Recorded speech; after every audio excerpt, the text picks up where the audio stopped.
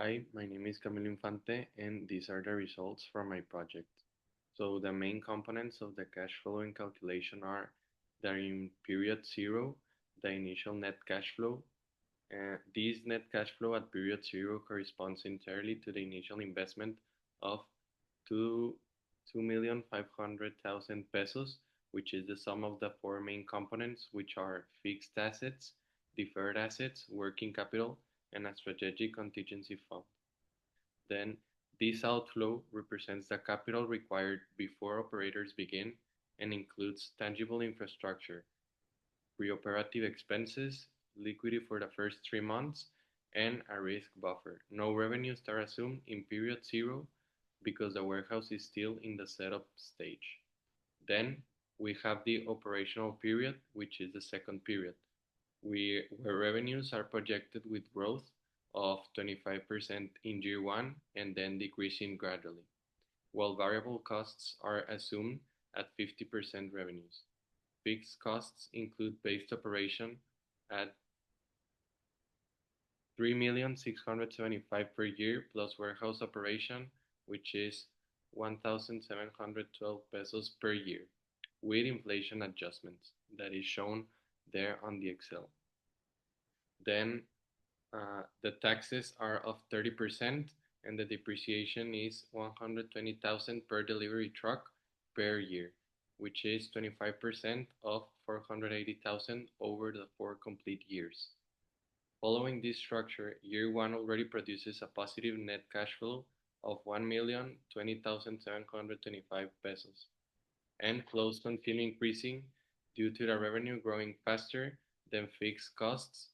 Therefore, the period two is also remains strongly positive under the same costs, tax, and the depreciation logic. Then, going to the economic viability of the role of MAR, we have the economic viability using the NPV and IRR, which the project was evaluated using a MAR of 20%, which represents the company's minimum acceptable return considering the inflation and risk. Using this discount rate, the net present value, which is the NPV, is of 5,474,375.36 pesos, which means that after recovering the initial 2.5 million pesos, the internal rate of return, which is IRR, is of 65.67%, which is more than 3 times the MAR.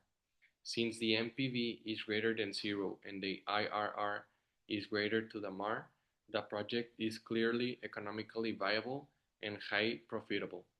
Additionally, the payback period is 1.98 per year, and meaning the investment is recovered before the end of year two, strongly reducing the liquidity risk.